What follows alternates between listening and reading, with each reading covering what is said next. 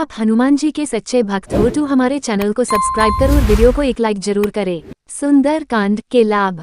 ये कहा जाता है कि 40 सप्ताह तक लगातार जो कोई श्रद्धापूर्वक सुंदर कांड का पाठ करता है तो उसके सभी मनोरथ पूरे होते हैं तथा जीवन के सभी कष्ट परेशानियां दूर हो जाती है। कई बार ज्योतिषी भी विपरीत परिस्थितियों में सुंदर कांड करने की ही सलाह देते हैं। यदि किसी व्यक्ति के जीवन में अत्यधिक परेशानियां हो तथा कोई काम नहीं बन पा रहा है, आत्मविश्वास की कमी हो तो सुंदरकांड के पाठ से शुभ फल प्राप्त होता है। बोलो सियावर रामचंद्र की जय, पवन सुत हनुमान की जय। जय सियाराम, जय जय सियाराम। श्री रामचरितमानस एक प्रासादिक ग्रंथ है। इस पवित्र ग्रंथ के पाठन और मनन से मनुष्य का सहज ही कल्याण होता है। इसके प्रत्येक दोहा, चौपाया, सोरठा और छंद महामंत्र है। सुंदरकांड के संदर्भ में तो कहना ही क्या है, तथापि संपूर्ण श्री रामचरितमानस ही मनोहर है, इसका सुंदरकांड ही मनोहर है। जिस प्रकार महाभारत का विराट पर्व सर्वश्रेष्ठ अंश है, उसी प्रकार श्री रामचरितमानस में सुंदरकांड सर्वश्रेष्ठ अंश है। इसके श्रेष्ठता का कारण कहे गए हैं, सुंदरे सुंदरो रामा, सुंदरे सुंदरी कथा, सुंदरे सुंदरी सितार, सुंदरे किन सुंदरम। अर्थात सुंदरकांड में श्री राम सुंदर हैं, कथा सुंदर है, सीता सुंदर हैं। सुंदर में क्या सुंदर नहीं है। इसके अतिरिक्त इसमें हनुमान जी का पावन चरित्र है जो भक्तों के लिए कल्पवृक्ष है। एक बात निर्विवाद है कि सुंदरकांड का श्रद्धालुजन अनुष्ठान करते हैं, जिससे उनकी प्रत्येक मनोकामना पूर्ण होती है। दूसरी बात, सुंदरकांड की कथा, पात्रों के स्वभाव और आचरण आदि में आध्यात्मिकता तथा रहस्यात्मकता का मणिकांचन संयोग दिखाई पड़ता है। सुंदरकांड की अनंत विशेषताओं से पाठकों को परिचित कराने के उद्देश्य से गीता प्रेस से इसके कई संस्करण प्रकाशित किए गए हैं। इस संस्करण में खाते को अनुष्ठान के रूप में शुद्ध पाठ करने की सुविधा प्रदान करने की दृष्टि से प्रारंभ में श्री जानकीनाथ जी की आरती और पारायण विधि दी गई है, जिससे पाठक आवाहन, न्यास तथा ध्यान के साथ शुद्ध पाठ कर सकें। भक्तों की मान्यता है कि सुंदरकांड के पाठक का प्रारंभ किष्किंधा कांड के दोहा संख्या 29 से करना चाहिए। अतः सुंदरकांड के पूर्व किष्किंधा कांड का दोहा संख्या 29 दिया गया है। अर्थ सहित पाठ करने की विशेष महत्ता बताई गई है, इसलिए इसमें मूल पाठ के साथ अर्थ सहित सुंदरकांड और अंत में हनुमान चालीसा, संकट मोचन हनुमानाष्टक, रामायण जी की आरती, हनुमान जी की आरती एवं श्रीराम स्तुति दी गई है। इस संस्करण का टाइप भी मोटा रखा गया है, जिससे वयोवृद्ध पाठकों को भी पाठ करने में सुविधा हो। आशा है पाठकगण इसे अधिक से अधिक संख्या में अपनाकर हमारा उत्साहवर्धन करेंगे। जामवंत जी के सुहावने वचन सुनकर हनुमान जी को अपने मन में वे वचन बहुत अच्छे लगे और हनुमान जी ने कहा कि हे भाइयों, आप लोग कंद, मूल व फल खाकर दैक सहकर मेरी राह देखना। जय सियाराम, जय जय सियाराम। जब तक मैं सीताजी को देखकर लौट न आऊं, क्योंकि कार्य सिद्ध होने पर मन को बड़ा हर्ष होगा। ऐसे कह सबको नमस्कार करके रामचंद्र जी का हृदय में ध्यान धरकर प्रसन्न होकर हनुमान जी लंका जाने के लिए चले। समुद्र के तीर किनारे पर एक सुंदर पहाड़ था, उस पर कूदकर हनुमान जी कौतुकी से चढ़ गए। फिर बारंबार रामचंद्र जी का स्मरण करके बड़े पराक्रम के साथ हनुमान जी ने गर्जना की। कहते हैं जिस पहाड़ पर हनुमान जी ने पांव रखकर ऊपर छलांग लगाई थी, वो पहाड़ तुरंत पाताल के अंदर चला गया। जैसे श्री रामचंद्र जी का अमोघ बाण जाता है, इस प्रकार हनुमान जी वहां से चले। समुद्र ने हनुमान जी को श्रीराम रघुनाथ का दूत जानकर मैनाक नामक पर्वत से कहा कि हे मैनाक, तू जा और इनको ठहरा कर श्रम मिटाने वाला हो। समुद्र के वचन कानों में पड़ते ही मैनाक पर्वत वहां से तुरंत उठा और हनुमान जी के पास आकर बारंबार हाथ जोड़कर उसने हनुमान जी को प्रणाम किया। हनुमान जी ने उसको अपने हाथ से छूकर फिर उसको प्रणाम किया और कहा कि रामचंद्र जी का कार्य किए बिना मुझको विश्राम कहाँ है। हनुमान जी को जाते देखकर उनके बल और बुद्धि के वैभव को जानने के लिए देवताओं ने नागमाता सुरसा को भेजा। उस नागमाता ने आकर हनुमान जी से यह बात कही, आज तो मुझको देवताओं ने यह अच्छा आहार दिया। ये बात सुन के हंसकर हनुमान जी बोले, मैं रामचंद्र जी का काम करके लौटाऊं और सीताजी की खबर रामचंद्र जी को सुना दूं। तब हे माता, मैं आकर आपके मुंह में प्रवेश करूंगा, अभी तू मुझे जाने दे। इसमें कुछ भी फर्क नहीं पड़ेगा। मैं तुझे सत्य कहता हूँ। जब उसने किसी उपाय से उनको जाने नहीं दिया, तब हनुमान जी ने कहा कि तू क्यों देरी करती है, तू मुझको नहीं खा सकती। सुरसा ने अपना मुंह 1 योजन भर में फैलाया। हनुमान जी ने अपना शरीर 2 योजन विस्तार वाला किया। तब सुरसा ने अपना मुंह 16 योजन में फैलाया। हनुमान जी ने अपना शरीर तुरंत 32 योजन बड़ा कर लिया। सुरसा ने जैसा जैसा मुंह फैलाया, हनुमान जी ने वैसे ही अपना स्वरूप उससे दुगना दिखाया। जब सुरसा ने अपना मुंह 100 योजन 400 कोस का में फैलाया, तब हनुमान जी तुरंत बहुत छोटा स्वरूप धारण कर उसके मुंह में बैठकर घुसकर झट बाहर चले आए। फिर सुरसा से विदा मांगकर हनुमान जी ने प्रणाम किया। उस समय सुरसा ने हनुमान जी से कहा कि हे हनुमान, देवताओं ने मुझको जिसके लिए भेजा था, वह तेरा बल और बुद्धि का भेद मैंने अच्छी तरह पा लिया है। तुम बल और बुद्धि के भंडार हो, सो श्री रामचंद्र जी के सब कार्य सिद्ध करोगे। ऐसे आशीर्वाद देकर सुरसा तो अपने घर को चली और हनुमान जी प्रसन्न होकर लंका की ओर चले। समुद्र के अंदर एक राक्षस रहता था, सो वह माया करके आकाशचारी पक्षी और जंतुओं को पकड़ लिया करता था। जो जीव जंतु आकाश में उड़कर जाता, उसकी परछाई जल में देखकर परछाई को जल में पकड़ लेता। परछाई को जल में पकड़ लेता, जिससे वह जीव जंतु फिर वहां से सरक नहीं सकता। इस तरह वह हमेशा आकाशचारी जीव जंतुओं को खाया करता था। उसने वही कपट हनुमान जी से किया। हनुमान जी ने उसका वह छल तुरंत पहचान लिया। धीर बुद्धि वाले पवनपुत्र वीर हनुमान जी उसे मारकर समुद्र के पार उतर गए। वहां जाकर हनुमान जी वन की शोभा देखते हैं कि ब्रह्मा मकरंद के लोभ से गुंजाहट कर रहे हैं। अनेक प्रकार के वृक्ष फल और फूलों से शोभायमान हो रहे हैं। पक्षी और हिरणों का झुंड देखकर मन मोहित हुआ जाता है। वहां सामने हनुमान एक बड़ा विशाल पर्वत देखकर निर्भय होकर भय त्याग कर उस पहाड़ पर कूदकर चढ़ बैठे। महादेव जी कहते हैं कि हे पार्वती, इसमें हनुमान की कुछ भी अधिकता नहीं है। ये तो केवल एक रामचंद्र जी के ही प्रताप का प्रभाव है कि जो काल को भी खा जाता है। पर्वत पर चढ़कर हनुमान जी ने लंका को देखा तो वह ऐसी बड़ी दुर्गम है कि जिसके विषय में कुछ कहा नहीं जा सकता। पहले तो वह पुरी बहुत ऊंची, फिर उसके चारों ओर समुद्र की खाई, उस पर भी सुवर्ण के कोट का महाप्रकाश की जिससे किसी के भी नेत्र चकाचौंध हो जावें। उस नगरी का रत्नों से जड़ा हुआ सुवर्ण का कोट अतिव सुंदर बना हुआ है। चौहटे, दुकानें व सुंदर गलियों के बाहर उस सुंदर नगरी के अंदर बनी है, जहां हाथी, घोड़े, खच्चर, पैदल सेना व रथों की गिनती कोई नहीं कर सकता और जहां महाबली अद्भुत रूप वाले राक्षसों की सेना के झुंड इतने हैं कि जिसका वर्णन किया नहीं जा सकता। जहां वन, बाग, बागीचे, बावड़ियां, तालाब, कुएं आदि शोभायमान हो रहे हैं। जहां मनुष्य कन्या, नागन्या, देवकन्या और गंधर्व कन्याएं विराजमान हो रही हैं, जिनका रूप देखकर मुनि लोगों का भी मन मोहित हुआ जाता है। कहीं पर्वत के समान बड़े विशाल देह वाले महाबलिष्ठ मल गर्जना करते हैं और अनेक अखाड़ों में अनेक प्रकार से भिड़ रहे हैं और एक एक को आपस में पटक पटक कर गर्जना कर रहे हैं। जहां कहीं विकट शरीर वाले करोड़ों भट्ट चारों तरफ से नगर की रक्षा करते हैं और कहीं वे राक्षस लोग भैंसे, मनुष्य, गौ, गधे, बकरे और पक्षियों को खा रहे हैं। राक्षसों का आचरण बहुत बुरा है, इसीलिए तुलसीदास जी कहते हैं कि मैंने इनकी कथा बहुत संक्षेप से कही है। ये महादुष्ट हैं, परंतु रामचंद्र जी के बानरूप पवित्र तीर्थ नदी के अंदर अपना शरीर त्याग कर गति अर्थात मोक्ष को ही प्राप्त होंगे। हनुमान जी ने बहुत से रखवालों को देखकर मन में विचार किया कि मैं छोटा रूप धारण करके नगर में प्रवेश करूं।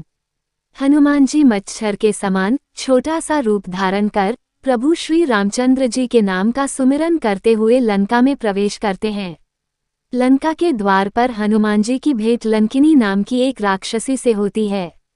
वह पूछती है कि मेरा निरादर करके कहा जा रहे हो, तूने मेरा भेद नहीं जाना। जहाँ तक चोर हैं, वे सब मेरे ही आहार हैं।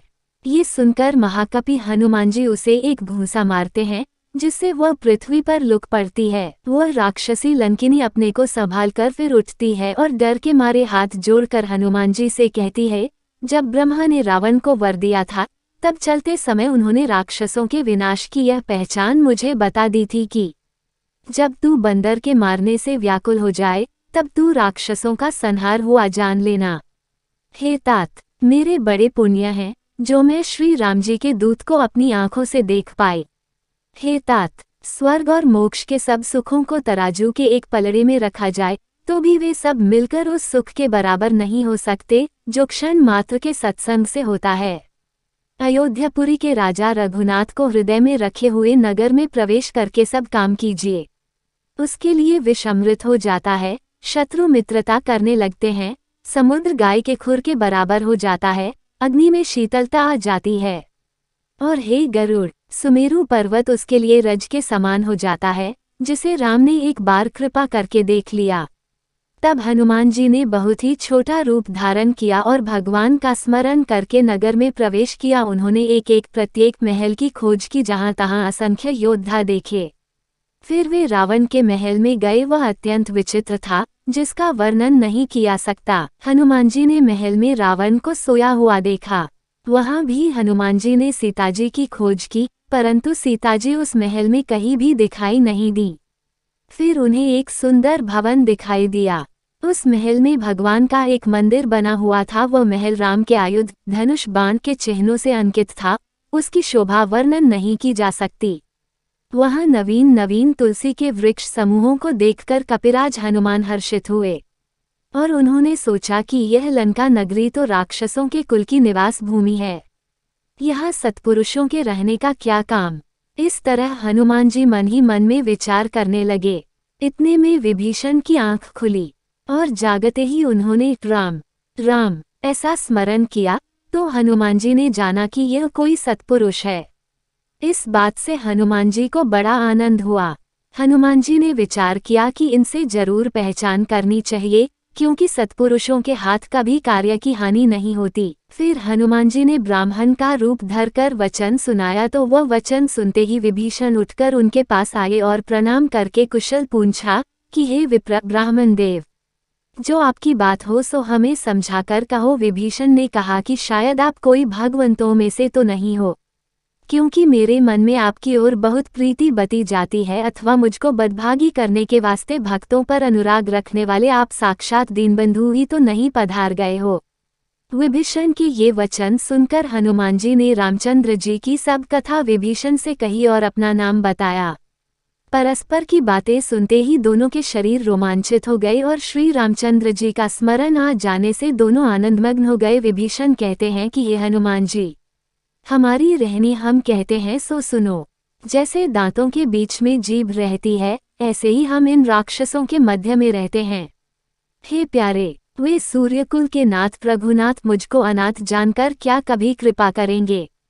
जिससे प्रभु कृपा करें ऐसा साधन तो मेरे है नहीं, क्योंकि मेरा शरीर तो तमोगुणी राक्षस है, और न कोई प्रभु के चरण कमलों में मेरे मन की प्रीति है।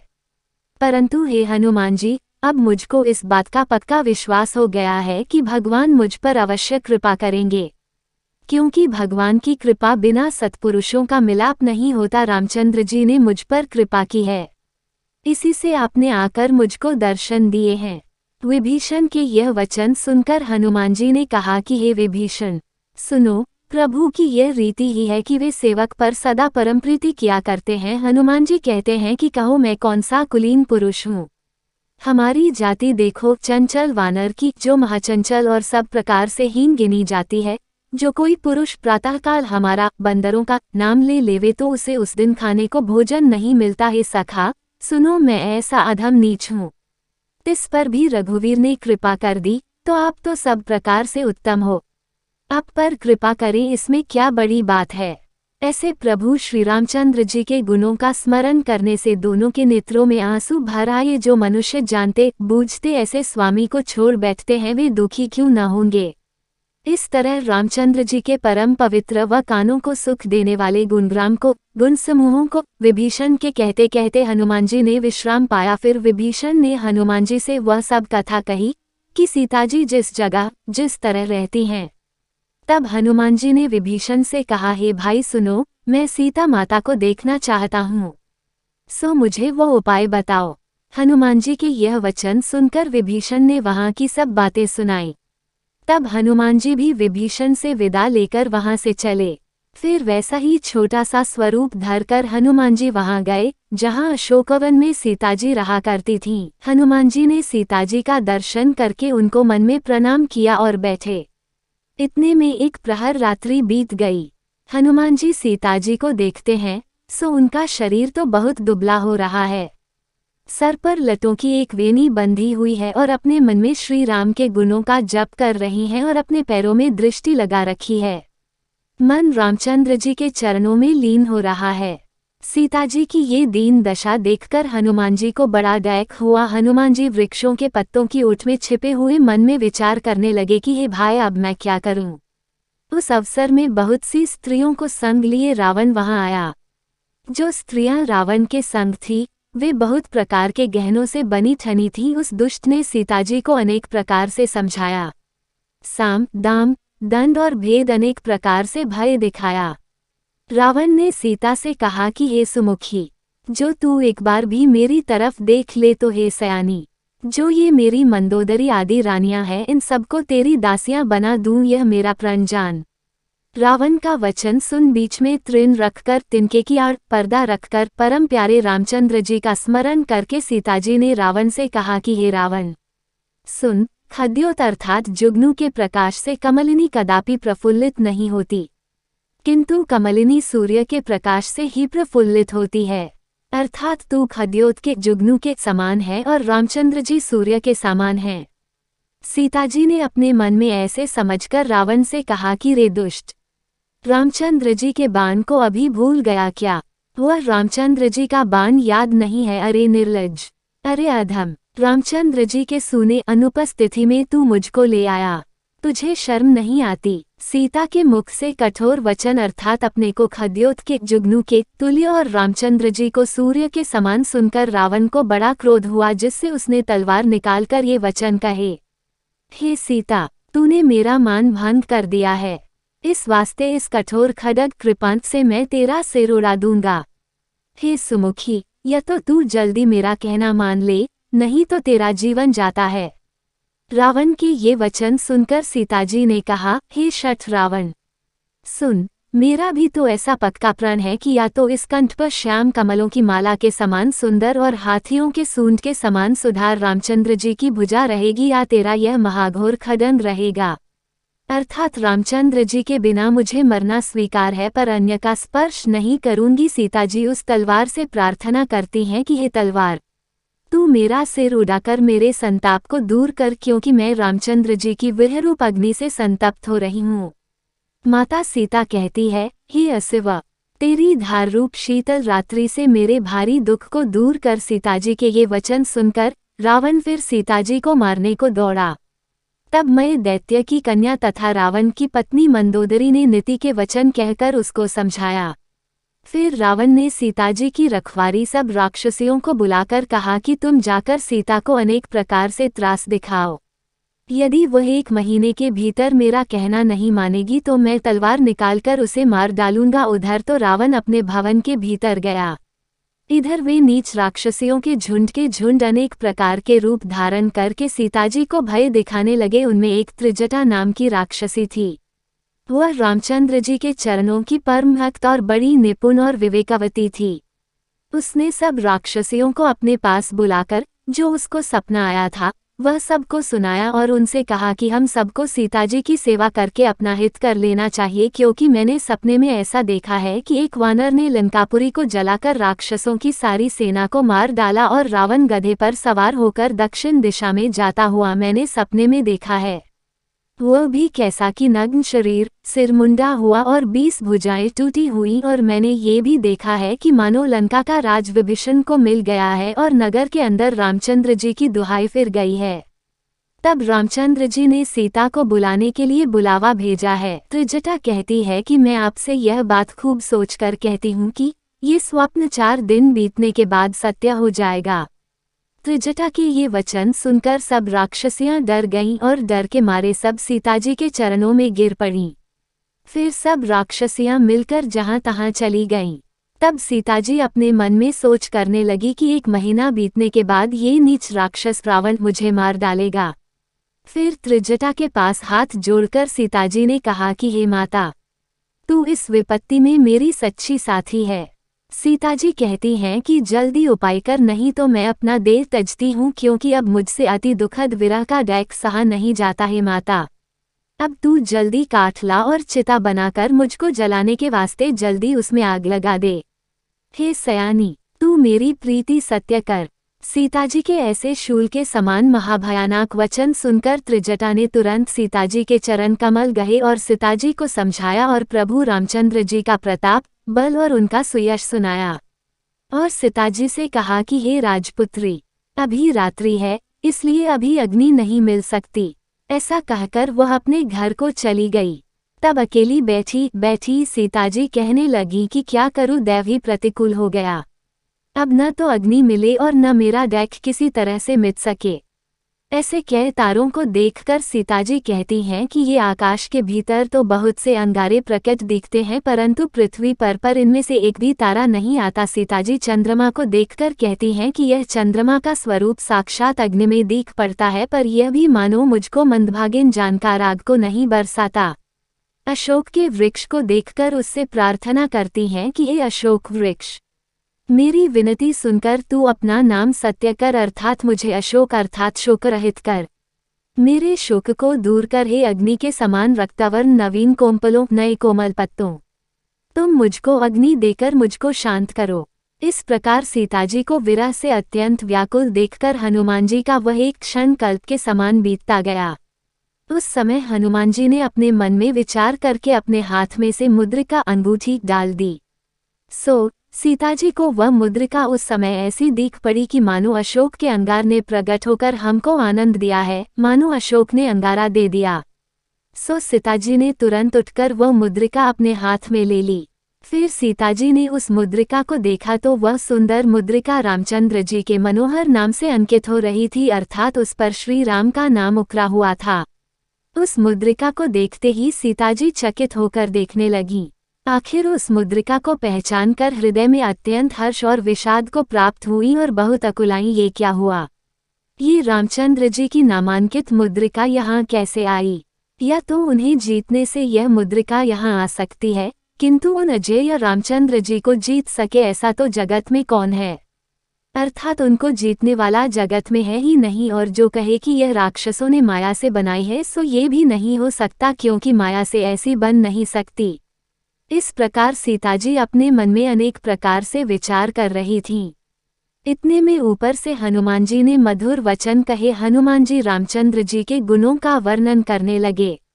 उनको सुनते ही सीताजी का सब डैख दूर हो गया और वह मन और कान लगाकर सुनने लगी। हनुमान जी ने भी आरंभ से लेकर सब कथा सीताजी को सुनाई। हनुमान जी के मुख से रामचंद्र जी का चरितामृत सुनकर सीताजी ने कहा कि जिसने मुझको ये कानों को अमृत सी मधुर लगने वाली कथा सुनाई है वह मेरे सामने आकर प्रकट क्यों नहीं होता। सीताजी के ये वचन सुनकर हनुमान जी चलकर उनके समीप गए तो हनुमान जी का वानर रूप देखकर सीताजी के मन में बड़ा विस्मय हुआ कि यह क्या। कपट समझकर हनुमान जी को पीठ देकर बैठ गई। तब हनुमान जी ने सीताजी से कहा कि हे माता, मैं रामचंद्र जी का दूत हूँ। मैं रामचंद्र जी की शपथ खाकर कहता हूँ कि इसमें फर्क नहीं है। और रामचंद्र जी ने आपके लिए जो निशानी दी थी वही यह मुद्रिका अंगूठी मैंने लाकर आपको दी है। तब सीताजी ने कहा कि हे हनुमान, नर और वानरों के बीच आपस में प्रीति कैसे हुई वह मुझे कह। तब उनके परस्पर में जैसे प्रीति हुई थी वे सब समाचार हनुमान जी ने सीताजी से कहे। हनुमान जी के प्रेम सहित वचन सुनकर सीताजी के मन में पक्का भरोसा आ गया और उन्होंने जान लिया कि यह मन, वचन और काया से कृपा सिंधु श्रीराम जी के दास हैं। हनुमान जी को हरि भक्त जानकर सीताजी के मन में अत्यंत प्रीति बढ़ी, शरीर अत्यंत पुलकित हो गया और नेत्रों में जल भर आया। सीताजी ने हनुमान से कहा कि हे हनुमान, मैं विरहरूप समुद्र में डूब रही थी, सो हे तात, मुझको तिराने के लिए तुम नौक हुए हो। अब तुम मुझको बताओ कि सुखधाम श्रीराम लक्ष्मण सहित कुशल तो हैं। हे हनुमान, रामचंद्र जी तो बड़े दयालु और बड़े कोमलचित हैं, फिर यह कठोरता उन्होंने क्यों धारण की है? ये तो उनका सहज स्वभाव ही है कि जो उनकी सेवा करता है उनको वे सदा सुख देते रहते हैं। हे हनुमान, वे रामचंद्र जी कभी मुझको भी याद करते हैं।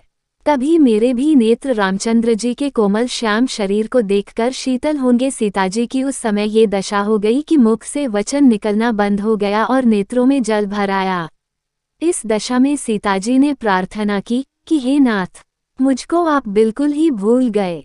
सीताजी को वीर से अत्यंत व्याकुल देखकर हनुमान जी बड़े विनय के साथ कोमल वचन बोले, हे माता, लक्ष्मण सहित रामचंद्र जी सब प्रकार से प्रसन्न हैं, केवल एक आपके डैक से तो वे कृपानिधान अवश्य दुखी हैं, बाकी उनको कुछ भी डैक नहीं है। हे माता, आप अपने मन को उन मत मानो, अर्थात रंज मत करो, मन छोटा करके डैक मत कीजिए, क्योंकि रामचंद्र जी का प्यार आपकी और आपसे भी दुगुना है। हे माता, अब मैं आपको जो रामचंद्र जी का संदेशा सुनाता हूँ सो आप धीरज धारण करके उसे सुनो। ऐसे कहते ही हनुमान जी प्रेम से गदगद हो गए और नेत्रों में जल भर आया। हनुमान जी ने सीताजी से कहा कि हे माता, रामचंद्र जी ने जो संदेश भेजा है वह सुनो। रामचंद्र जी ने कहा है कि तुम्हारे वियोग में मेरे लिए सभी बातें विपरीत हो गई हैं। नवीन कोपले तो मानो अग्निरूप हो गए हैं, रात्रि मानो कालरात्रि बन गई है, चंद्रमा सूरज के समान दिख पड़ता है, कमलों का वन मानो भालों के समूह के समान हो गया है, मेघ की वृष्टि मानो तपे हुए तेल के समान लगती है। मैं जिस वृक्ष के तले बैठता हूँ वही वृक्ष मुझको पीड़ा देता है और शीतल मंद सुगंध पवन मुझको सांप के श्वास के समान प्रतीत होता है। और अधिक क्या कहूँ, क्योंकि कहने से कोई डैक घट थोड़ा ही जाता है, परंतु ये बात किसको कहूँ, कोई नहीं जानता। मेरे और आपके प्रेम के तत्व को कौन जानता है, कोई नहीं जानता। केवल एक मेरा मन तो उसको भले ही पहचानता है, पर वो मन सदा आपके पास रहता है। इतने ही में जान लेना कि राम किस कदर प्रेम के वश है। रामचंद्र जी के संदेश सुनते ही सीताजी ऐसी प्रेम में मग्न हो गईं कि उन्हें अपने शरीर की भी सुध न रही। उस समय हनुमान जी ने सीताजी से कहा कि हे माता, आप सेवकजनों के सुख देने वाले श्री राम को याद करके मन में धीरज धरो। श्री रामचंद्र जी की प्रभुता को हृदय में मानकर मेरे वचनों को सुनकर विकलता को तज दो, छोड़ दो। हे माता, रामचंद्र जी के बाण रूप अग्नि के आगे इस राक्षस समूह को अब पतंग के समान जानो और इन सब राक्षसों को जले हुए जानकर मन में धीरज धरो। हे माता, जो रामचंद्र जी को आपकी खबर मिल जाती तो प्रभु कदापि विलंब नहीं करते, क्योंकि रामचंद्र जी के बानरूप सूर्य के उदय होने पर राक्षस समूहरूप अंधकार पटल का पता कहाँ है। हनुमान जी कहते हैं कि हे माता, मैं आपको अभी ले जाऊं, परंतु करूं क्या। रामचंद्र जी की मेरे द्वारा आपको ले आने की आज्ञा नहीं है, इसलिए मैं कुछ कर नहीं सकता। ये बात मैं रामचंद्र जी की शपथ खाकर कहता हूँ। इसलिए हे माता, आप कुछ दिन धीरज धरो। रामचंद्र जी वानरों के साथ यहाँ आएंगे और राक्षसों को मारकर आपको ले जाएंगे। तब रामचंद्र जी का ये सुयश तीनों लोकों में नारदादी मुनि गाएंगे। हनुमान जी की यह बात सुनकर सीताजी ने कहा कि हे पुत्र, सभी वानर तो तुम्हारे समान हैं और राक्षस बड़े योद्धा और बलवान हैं, फिर यह बात कैसे बनेगी, इसका मेरे मन में बड़ा संदेह है। सीताजी का ये वचन सुनकर हनुमान जी ने अपना शरीर प्रकट किया, जो शरीर सुवर्ण के पर्वत के समान विशाल, युद्ध के बीच बड़ा विकराल और रण के बीच बड़ा धीरज वाला था। हनुमान जी के उस शरीर को देखकर सीताजी के मन में पक्का भरोसा आ गया। तब हनुमान जी ने अपना छोटा स्वरूप धर लिया। हनुमान जी ने कहा कि हे माता, सुनो, वानरों में कोई विशाल बुद्धि का बल नहीं है, परंतु प्रभु का प्रताप ऐसा है कि उसके बल से छोटा सा सांप गरुड़ को खा जाता है। भक्ति, प्रताप, तेज और बल से मिली हुई हनुमान जी की वाणी सुनकर सीताजी के मन में बड़ा संतोष हुआ। फिर सीताजी ने हनुमान जी को श्री राम का प्रिय जानकर आशीर्वाद दिया कि हे तात, तुम बल और शील के निधान हो। हे पुत्र, तुम अजर जरा रहित, बुढ़ापे से रहित, अमर मरण रहित और गुणों का भंडार हो और रामचंद्र जी तुम पर सदा कृपा करें। प्रभु रामचंद्र जी कृपा करेंगे। ऐसे वचन सुनकर हनुमान जी प्रेमानंद में अत्यंत मग्न हुए और हनुमान जी ने बारंबार सीताजी के चरणों में शीश नवाकर हाथ जोड़कर ये वचन बोले, हे माता, अब मैं कृतार्थ हुआ हूँ, क्योंकि आपका आशीर्वाद सफल ही होता है, ये बात जगत प्रसिद्ध है। हे माता, सुनो, वृक्षों के सुंदर फल लगे देखकर मुझे अत्यंत भूख लग गई है, सो मुझे आज्ञा दो। तब सीताजी ने कहा कि हे पुत्र, सुनो, इस वन की बड़े बड़े भारी योद्धा राक्षस रक्षा करते हैं। तब हनुमान जी ने कहा कि हे माता, जो आप मन में सुख माने प्रसन्न होकर आज्ञा दें, तो मुझको उनका कुछ भय नहीं है। तुलसीदास जी कहते हैं कि हनुमान जी का विलक्षण बुद्धिबल देखकर सीता जी ने कहा कि हे पुत्र, जाओ, रामचंद्र जी के चरणों को हृदय में रखकर मधुर मधुर फल खाओ। सीता जी के वचन सुनकर उनको प्रणाम करके हनुमान जी बाग के अंदर घुस गए। फल तो सब खा गए और वृक्षों को तोड़ मरोड़ दिया। जो वहां रक्षा के लिए राक्षस रहते थे उनमें से कुछ मारे गए और कुछ रावण से पुकारे। रावण के पास गए और कहा कि हे नाथ, एक बड़ा भारी वानर आया है। उसने तमाम अशोक वन उजाड़ दिया है।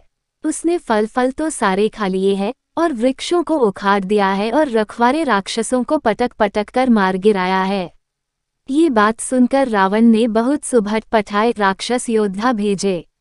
उनको देखकर युद्ध के उत्साह से हनुमान जी ने भारी गर्जना की। हनुमान जी ने उसी समय तमाम राक्षसों को मार डाला। जो कुछ अधमरे रह गए थे वे वहां से पुकारते हुए भागकर गए। फिर रावण ने मंदोदरी के पुत्र अक्षय कुमार को भेजा। वह भी असंख्य योद्धाओं को संग लेकर गया। उसे आते देखते ही हनुमान जी ने हाथ में वृक्ष लेकर उस पर प्रहार किया और उसे मारकर फिर बड़े भारी शब्द से जोर से गर्जना की। हनुमान जी ने कुछ राक्षसों को मारा और कुछ को कुचल डाला और कुछ को धूल में मिला दिया, और जो बच गए थे वे जाकर रावण के आगे पुकारे कि हे नाथ, वानर बड़ा बलवान है। उसने अक्षय कुमार को मारकर सारे राक्षसों का संहार कर डाला। राक्षसों के मुख से अपने पुत्र का वध सुनकर रावण बड़ा गुस्सा हुआ और महाबली मेघनाद को भेजा और मेघनाद से कहा कि हे पुत्र, उसे मारना मत किंतु बांधकर पकड़ ले आना, क्योंकि मैं भी उसे देखूं तो सही वह वानर कहाँ का है। इंद्रजीत मेघनाद इंद्र को जीतने वाला असंख्य योद्धाओं को संग लेकर चला। भाई के वध का समाचार सुनकर उसे बड़ा गुस्सा आया। हनुमान जी ने उसे देखकर यह कोई दारुण भट्ट भयानक योद्धा आता है ऐसे जानकार कटकटा के महाघोर गर्जना की ओर दौड़े। एक बड़ा भारी वृक्ष उखाड़कर उससे मेघनाद को वीर अर्थात रथहीन कर दिया तथा उसके साथ जो बड़े बड़े महाबली योद्धा थे उन सबको पकड़ पकड़ कर हनुमान जी ने अपने शरीर से मसल डाला। ऐसे उन राक्षसों को मारकर हनुमान जी मेघनाद के पास पहुँचे। फिर वे दोनों ऐसे भिड़े कि मानो दो गजराज आपस में लड़ रहे हों। हनुमान मेघनाद को एक भूसा मारकर वृक्ष पर जा चढ़े और मेघनाद को उस प्रहार से क्षण भर के लिए मूर्छा आ गई। फिर मेघनाद ने सचेत होकर माया फैलाई, पर हनुमान जी किसी प्रकार जीते नहीं गए। मेघनाद अनेक अस्त्र चलाकर थक गया। तब उसने ब्रह्मास्त्र चलाया। उसे देखकर हनुमान जी ने प्रणाम करके मन में विचार किया कि इससे बंध जाना ही ठीक है, क्योंकि जो मैं इस ब्रह्मास्त्र को नहीं मानूंगा तो इस अस्त्र की अद्भुत महिमा घट जाएगी। मेघनाद ने हनुमान जी पर ब्रह्मास्त्र चलाया। उस ब्रह्मास्त्र से हनुमान जी गिरने लगे तो गिरते समय भी उन्होंने अपने शरीर से बहुत से राक्षसों का संहार कर डाला। जब मेघनाद ने जान लिया कि हनुमान जी अचेत हो गए हैं, तब वो उन्हें नागपाश से बांधकर सभा में ले गया। महादेव जी कहते हैं कि हे पार्वती, सुनो, जिनके नाम का जप करने से ज्ञानी लोग भवबंधन को काट देते हैं, उन प्रभु का दूत हनुमान जी भला बंधन में कैसे आ सकता है। परंतु अपने प्रभु के कार्य के लिए हनुमान ने अपने को बंधा दिया। हनुमान जी को बंधा हुआ सुनकर सब राक्षस उनको देखने को दौड़े और कौतुक के लिए उसे सभा में ले आए। हनुमान जी ने जाकर रावण की सभा देखी तो उसकी प्रभुता और ऐश्वर्य किसी कदर कही जाए ऐसी नहीं थी। कारण यह है कि तमाम देवता बड़े विनय के साथ हाथ जोड़े सामने खड़े उसकी भ्रूकुटी की ओर भय सहित देख रहे थे। यद्यपि हनुमान जी ने उसका ऐसा प्रताप देखा, परंतु उनके मन में जरा भी डर नहीं था। हनुमान जी उस सभा में राक्षसों के बीच ऐसे निडर खड़े थे कि जैसे गरुड़ सर्पों के बीच निडर रहा करता है। रावण हनुमान जी की ओर देखकर हंसा और कुछ दुर्वचन भी कहे, परंतु फिर उसे पुत्र का मरण याद आ जाने से उसके हृदय में बड़ा संताप पैदा हुआ। रावण ने हनुमान जी से कहा कि हे वानर, तू कहाँ से आया है और तूने किसके बल से मेरे वन का विध्वंस कर दिया है। मैं तुझे अत्यंत निडर देख रहा हूँ, सो क्या तूने कभी मेरा नाम अपने कानों से नहीं सुना है। तुझको हम जी से नहीं मारेंगे, परंतु सच कह दे कि तूने हमारे राक्षसों को किस अपराध के लिए मारा है।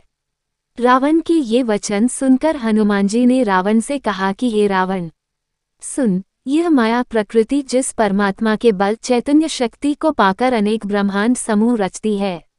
हे रावण, जिसके बल से ब्रह्मा, विष्णु और महेश ये तीनों देव जगत को रचते हैं, पालते हैं और संहार करते हैं, और जिनकी सामर्थ्य से शेषजी अपने सिर से वन और पर्वतों सहित इस सारे ब्रह्मांड को धारण करते हैं, और जो देवताओं के रक्षा के लिए और तुम्हारे जैसे दुष्टों को दंड देने के लिए अनेक शरीर अवतार धारण करते हैं, जिसने महादेव जी के अति कठिन धनुष को तोड़कर तेरे साथ तमाम राजसमूहों के मद को भंजन किया, गर्व चूर्ण कर दिया है, और जिसने खर, दूषण, त्रिशिरा और बाली ऐसे बड़े बल वाले योद्धों को मारा है। और हे रावण, सुन, जिसके बल के लवलेश अर्थात किंचित मात्र अंश से तूने तमाम चराचर जगत को जीता है, उस परमात्मा का मैं दूत हूँ, जिसकी प्यारी सीता को तू हर ले आया है। हे रावण, आपकी प्रभुता तो मैंने तभी से जान ली है कि जब आपको सहस्रबाहु के साथ युद्ध करने का काम पड़ा था, और मुझको ये बात भी याद है कि आप बाली से लड़कर जो यश पाए थे। हनुमान जी के ये वचन सुनकर रावण ने हंसी में ही उड़ा दिए। तब फिर हनुमान जी ने कहा कि हे रावण, मुझको भूख लग गई थी, इसलिए तो मैंने आपके बाग के फल खाए हैं, और जो वृक्षों को तोड़ा है सो तो केवल मैंने अपने वानर स्वभाव की चपलता से तोड़ डाले हैं, और जो मैंने आपके राक्षसों को मारा उसका कारण तो यह है कि हे रावण, अपना देह तो सबको बहुत प्यारा लगता है, सो वे खोटे रास्ते चलने वाले राक्षस मुझको मारने लगे, तब मैंने अपने प्यारे शरीर की रक्षा करने के लिए जिन्होंने मुझको मारा था उनको मैंने भी मारा। इस पर आपके पुत्र ने मुझको बांध लिया है। हनुमान जी कहते हैं कि मुझको बंध जाने से कुछ भी शर्म नहीं आती, क्योंकि मैं अपने स्वामी का कार्य करना चाहता हूँ। हे रावण, मैं हाथ जोड़कर आपसे प्रार्थना करता हूँ, सो अभिमान छोड़कर मेरी शिक्षा सुनो, और अपने मन में विचार करके तुम अपने आप खूब अच्छी तरह देख लो, और सोचने के बाद भ्रम छोड़कर भक्तजनों के भय मिटाने वाले प्रभु की सेवा करो। हे रावण, काल, जो देवता, दैत्य और सारे चराचर को खा जाता है, भी जिसके सामने अत्यंत भयभीत रहता है, उस परमात्मा से कभी बैर नहीं करना चाहिए। इसलिए जो तू मेरा कहना माने तो सीताजी को रामचंद्र जी को दे दो। हे रावण, खर के मारने वाले रघुवंशमणि रामचंद्र जी भक्तपालक और करुणा के सागर है, इसलिए यदि तू उनकी शरण चला जाएगा तो वे प्रभु तेरे अपराध को माफ करके तेरी रक्षा करेंगे। इसलिए तू रामचंद्र जी के चरण कमलों को हृदय में धारण कर और उनकी कृपा से लंका में अविचल राज कर। महामुनि पुलस्त्य जी का यश निर्मल चंद्रमा के समान परम उज्ज्वल है, इसलिए तू उस कुल के बीच में कलंक के समान मत हो। हे रावण, तू अपने मन में विचार करके मद और मोह को त्याग कर अच्छी तरह जांच ले कि राम के नाम बिना वाणी कभी शोभा नहीं देती। हे रावण, चाहे स्त्री सब अलंकारों से अलंकृत और सुंदर क्यों न होवे, परंतु वस्त्र के बिना वह कभी शोभायमान नहीं होती। ऐसे ही राम नाम बिना वाणी शोभायमान नहीं होती। हे रावण, जो पुरुष रामचंद्र जी से विमुख है उसकी संपदा और प्रभुता पाने पर भी न पाने के बराबर है, क्योंकि वह स्थिर नहीं रहती किंतु तुरंत चली जाती है। देखो, जिन नदियों के मूल में कोई जल स्रोत नहीं है, वहां बरसात हो जाने के बाद फिर सब जल सूख ही जाता है, कहीं नहीं रहता। हे रावण, सुन, मैं प्रतिज्ञा कर कहता हूँ कि रामचंद्र जी से विमुख पुरुष का रखवारा कोई नहीं है। हे रावण, रामचंद्र जी से द्रोह करने वाले तुझको ब्रह्मा, विष्णु और महादेव भी बचा नहीं सकते। हे रावण, मोह का मूल कारण और अत्यंत गायक देने वाली अभिमान की बुद्धि को छोड़कर कृपा के सागर भगवान श्री रघुवीर कुलनायक रामचंद्र जी की सेवा कर। यद्यपि हनुमान जी रावण को अति हितकारी और भक्ति, ज्ञान, धर्म और नीति से भरी वाणी कही, परंतु उस अभिमानी अधम पर कुछ भी असर नहीं हुआ। इससे हंसकर बोला कि हे वानर, आज तो हमको तू बड़ा ज्ञानी गुरु मिला। है नीच, तू मुझको शिक्षा देने लगा है, सो हे दुष्ट, कहीं तेरी मौत तो निकट नहीं आ गई है। रावण के ये वचन सुन पीछे फिरकर हनुमान ने कहा कि हे रावण, अब मैंने तेरा बुद्धिभ्रम स्पष्ट रीति से जान लिया है। हनुमान जी के वचन सुनकर रावण को बड़ा क्रोध आया, जिससे रावण ने राक्षसों को कहा कि हे राक्षसों, इस मूर्ख के प्राण जल्दी ले लो, अर्थात इसे तुरंत मार डालो।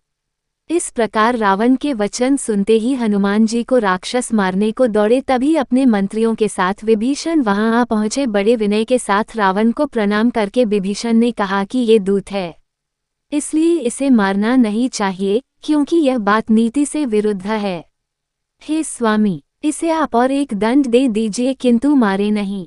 विभीषण की यह बात सुनकर सब राक्षसों ने कहा कि हे भाइयों, ये सलाह तो अच्छी है। रावण इस बात को सुनकर बोला कि जो इसको मारना ठीक नहीं है तो इस बंदर का कोई अंग भंग करके इसे भेज दो। सब लोगों ने समझाकर रावण से कहा कि वानर का ममत्व पूंछ पर बहुत होता है, इसलिए इसकी पूंछ में तेल से भीगे हुए कपड़े लपेटकर आग लगा दो। जब ये वानर पूंछहीन होकर अपने मालिक के पास जाएगा तब अपने स्वामी को ये ले आएगा। इस वानर ने जिसकी अतुलित बड़ाई की है, भला उसकी प्रभुता को मैं देखूं तो सही कि वह कैसा है। रावण के ये वचन सुनकर हनुमान जी मन में मुस्कुराए और सोचने लगे कि मैंने जान लिया है कि इस समय सरस्वती सहाय हुई हैं, क्योंकि इसके मुंह से रामचंद्र जी के आने का समाचार स्वयं निकल गया। तुलसीदास जी कहते हैं कि वे राक्षस रावण के वचन सुनकर वही रचना करने लगे, अर्थात तेल से भिगोकर कपड़े उनकी पूंछ में लपेटने लगे। उस समय हनुमान जी ने ऐसा खेल किया कि अपनी पूंछ इतनी लंबी बढ़ा दी जिसको लपेटने के लिए नगरी में कपा, घी व तेल कुछ भी बाकी न रहा।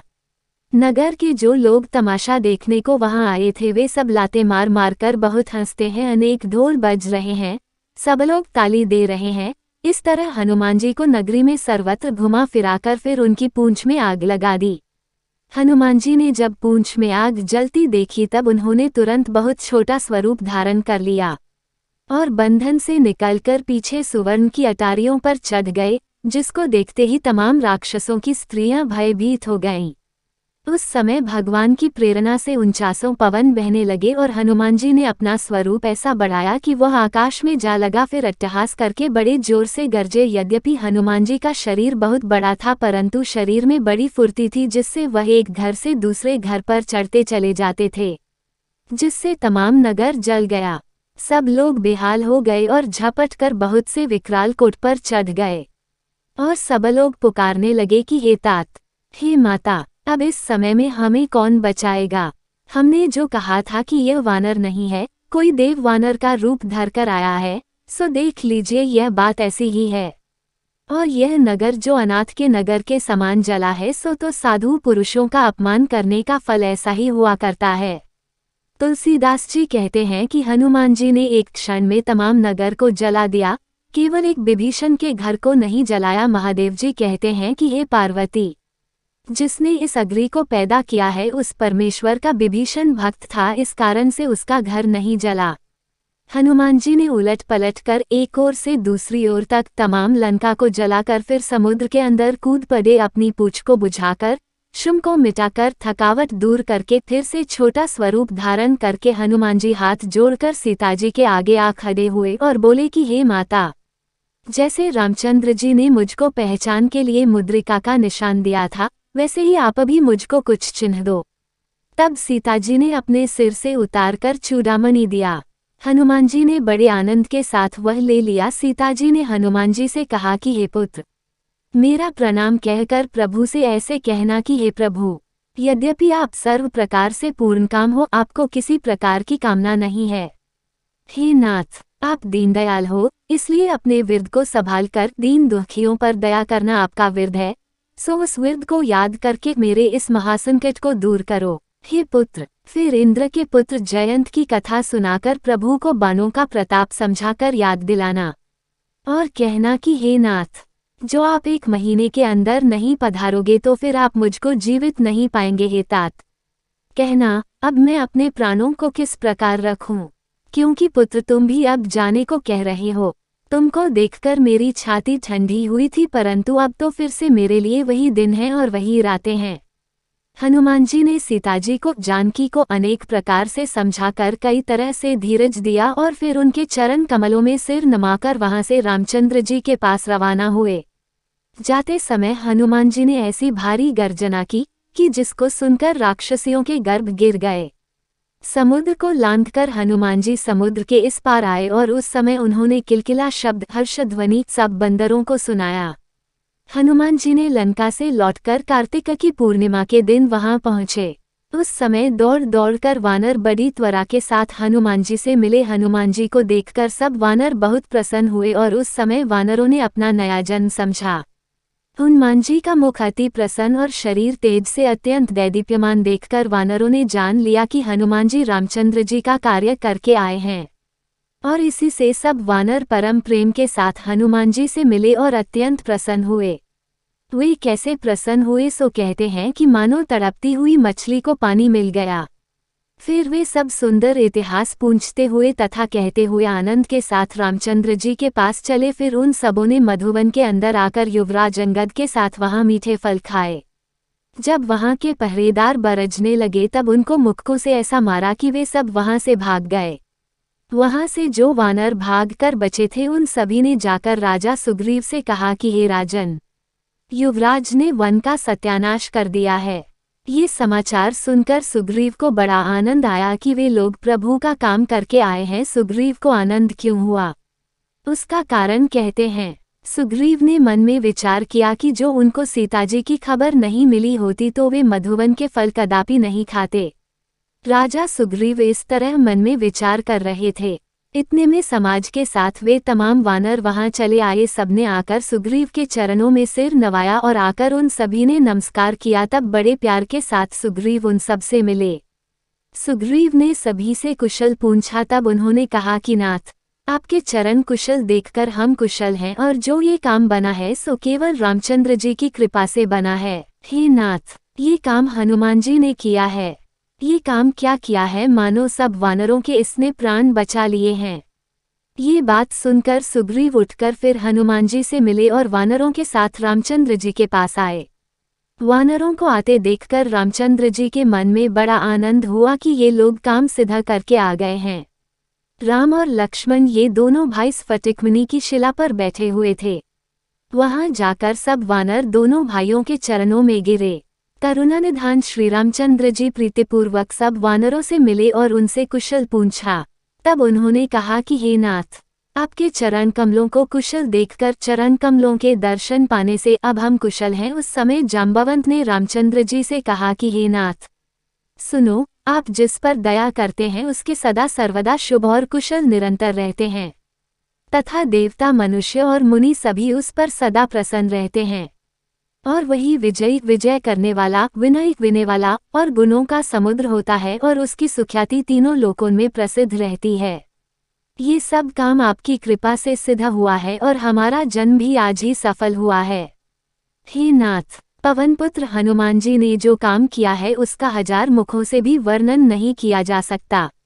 वो कोई आदमी जो लाख मुखों से भी कहना चाहे तो भी वो कहा नहीं जा सकता। हनुमान जी की प्रशंसा के वचन और कार्य जाम्बवंत ने रामचंद्र जी को सुनाए। उन वचनों को सुनकर दयालु श्री रामचंद्र जी उठकर हनुमान जी को अपनी छाती से लगाया और श्री राम ने हनुमान जी से पूछा कि हे तात, कहो सीता किस तरह रहती है और अपने प्राणों की रक्षा वह किस तरह करती है। हनुमान जी ने कहा कि हे नाथ, यद्यपि सीताजी को कष्ट तो इतना है कि उनके प्राण एक क्षण भर न रहें, परंतु सीताजी ने आपके दर्शन के लिए प्राणों का ऐसा बंदोबस्त करके रखा है कि रात दिन अखंड पहरा देने के वास्ते आपके नाम को तो माता ने सिपाही बना रखा है। आपका नाम रात दिन पहरा देने वाला है और आपके ध्यान को कपाट बनाया है। आपका ध्यान ही किवाड़ है और अपने नीचे किए हुए नेत्रों से जो अपने चरण की ओर निहारती हैं वो यंत्र का अर्थात ताला है। अब उनके प्राण किस रास्ते बाहर निकले और चलते समय मुझको यह चूड़ामणि दिया है। ऐसे कहकर हनुमान जी ने वह चूड़ामणि रामचंद्र जी को दे दिया। तब रामचंद्र जी ने उस रत्न को लेकर अपनी छाती से लगाया। तब हनुमान जी ने कहा कि हे नाथ, दोनों हाथ जोड़कर नेत्रों में जल लाकर सीताजी ने कुछ वचन भी कहे हैं, सो सुनिए। सीताजी ने कहा है कि लक्ष्मण जी के साथ प्रभु के चरण धरकर मेरी ओर से ऐसी प्रार्थना करना कि हे नाथ, आप तो दीनबंधु और शरणागतों के संकट को मिटाने वाले हो। फिर मन, वचन और कर्म से चरणों में प्रीति रखने वाली मुझ दासी को आपने किस अपराध से त्याग दिया है। हाँ, मेरा एक अपराध पक्का अवश्य है और वह मैंने जान भी लिया है कि आपसे बिछुड़ते ही वियोग होते ही मेरे प्राण नहीं निकल गए। परंतु हे नाथ, वह अपराध मेरा नहीं है किंतु नेत्रों का है, क्योंकि जिस समय प्राण निकलने लगते हैं उस समय ये नेत्र हटकर उसमें बाधा कर देते हैं, अर्थात केवल आपके दर्शन के लोभ से मेरे प्राण बने रहे हैं। हे प्रभु, आपका विरह तो अग्नि है मेरा शरीर तूल रुई है, श्वास प्रबल वायु है। अब इस सामग्री के रहते शरीर क्षण भर में जल जाए, इसमें कोई आश्चर्य नहीं। परंतु नेत्र अपने हित के लिए अर्थात दर्शन के वास्ते जल बहा बहाकर उस विरह की आग को शांत करते हैं, इससे विरह की आग भी मेरे शरीर को जला नहीं पाती। हनुमान जी ने कहा कि हे दीनदयाल, माता सीता की विपत्ति ऐसी भारी है कि उसको न कहना ही अच्छा है। हे करुणा निधान, हे प्रभु, सीताजी के एक एक क्षण 100 कल्प के समान व्यतीत होते हैं। इसलिए जल्दी चलकर और अपने बाहुबल से दुष्टों के दल को जीतकर उनको जल्दी ले आइए। सुख के धाम श्री रामचंद्र जी सीताजी के डैक के समाचार सुन अति खिन्न हुए और उनके कमल जैसे दोनों नेत्रों में जल भर आया। रामचंद्र जी ने कहा कि जिसने मन, वचन व कर्म से मेरा शरण लिया है, क्या स्वप्न में भी उसको विपत्ति होनी चाहिए? कदापि नहीं। हनुमान जी ने कहा कि हे प्रभु, मनुष्य की यह विपत्ति तो वही तभी है जब यह मनुष्य आपका भजन स्मरण नहीं करता। हे प्रभु, इस राक्षस की कितनी सी बात है, आप शत्रु को जीतकर सीताजी को ले आइए। रामचंद्र जी ने कहा कि हे हनुमान, सुन, तेरे बराबर मेरे उपकार करने वाला देवता, मनुष्य और मुनि कोई भी देहधारी नहीं है। हे हनुमान, मैं तेरा क्या प्रत्युपकार बदले में उपकार करूं, क्योंकि मेरा मन बदला देने के वास्ते सन्मुख ही, मेरा मन भी तेरे सामने नहीं हो सकता है। हनुमान सुन, मैंने अपने मन में विचार करके देख लिया है कि मैं तुमसे उड़न नहीं हो सकता।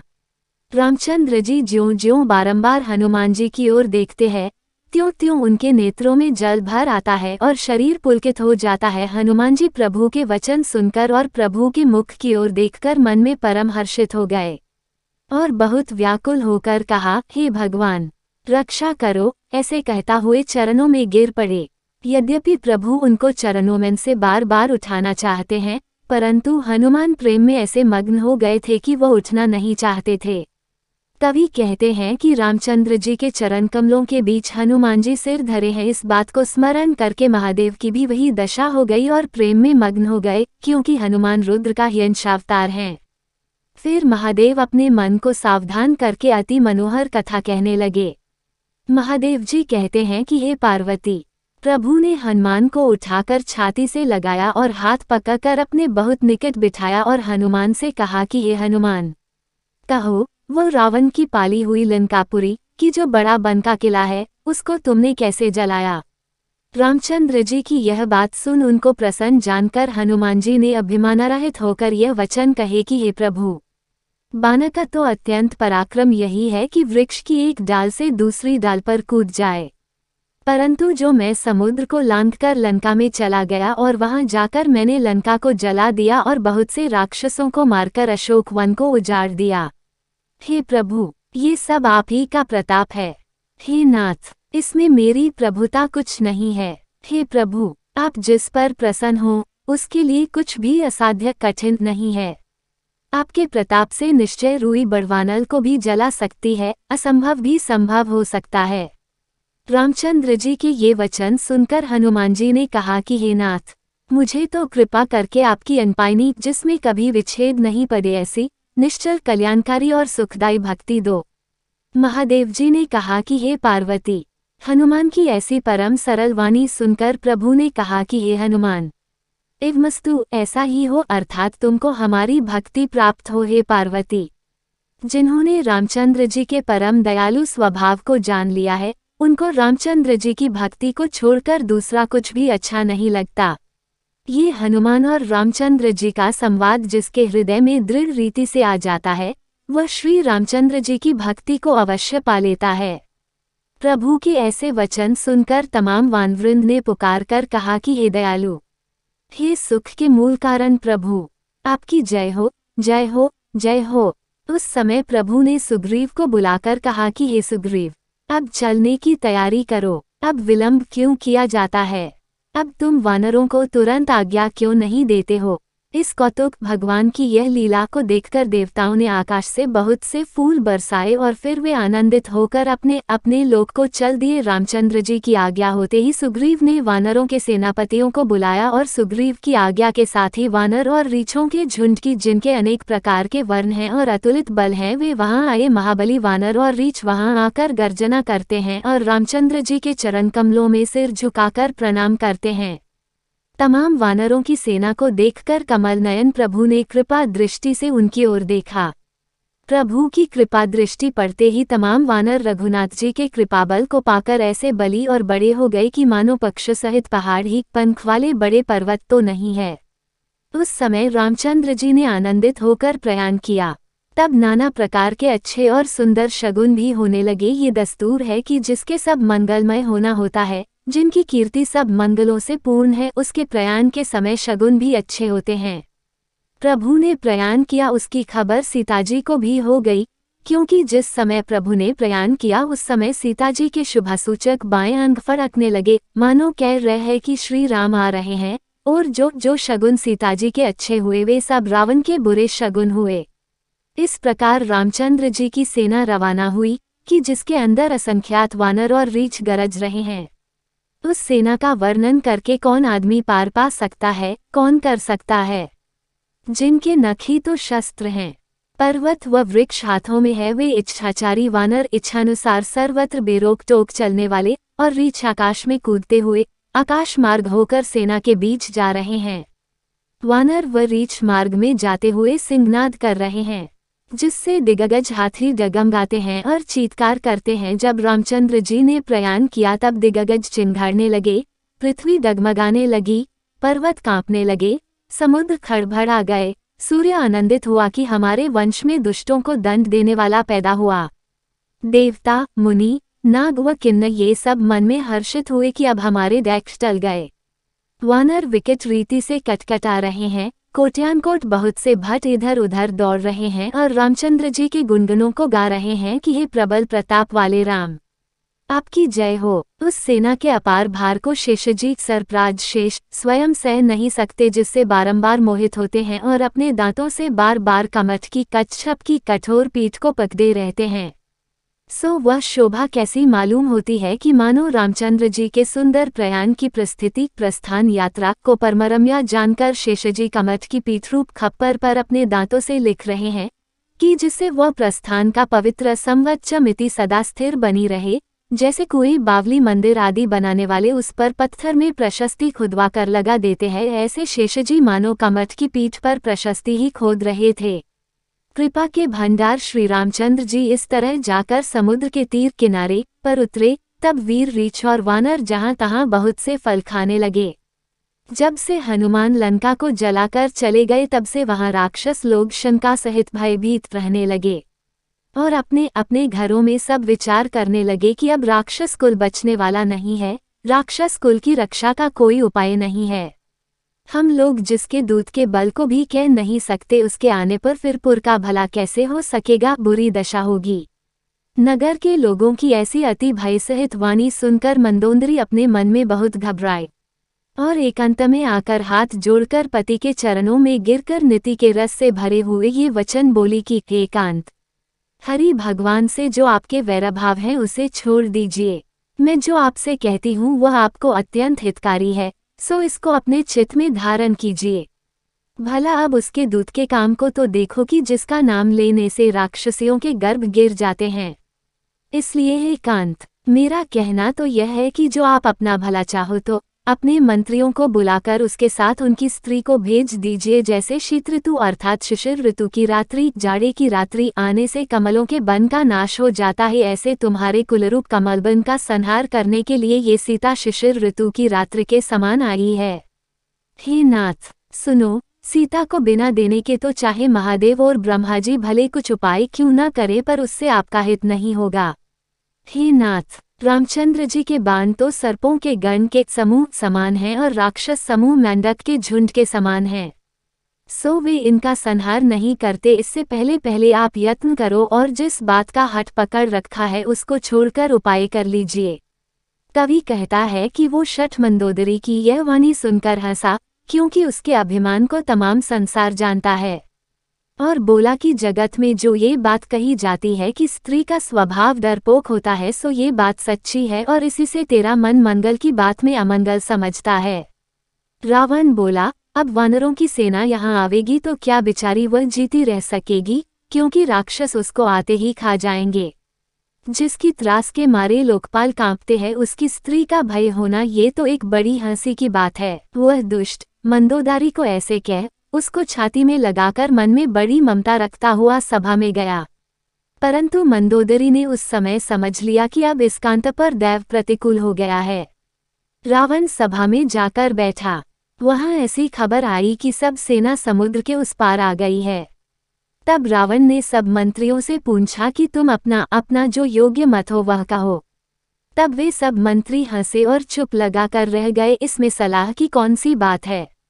फिर बोले कि हे नाथ, जब आपने देवता और दैत्यों को जीता उसमें भी आपको श्रम नहीं हुआ, तो मनुष्य और वानर तो कौन गिनती है। जो मंत्री भय व लोभ से राजा को सुहाती बात कहता है तो उसके राज का तुरंत नाश हो जाता है, और जो वैद्य रोगी को सुहाती बात कहता है तो रोगी का वेग ही नाश हो जाता है, तथा गुरु जो शिष्य के सुहाती बात कहता है उसके धर्म का शीघ्र ही नाश हो जाता है। सो रावण के यहाँ वैसे ही सहाय बन गई, अर्थात सब मंत्री सुना कर रावण की स्तुति करने लगे।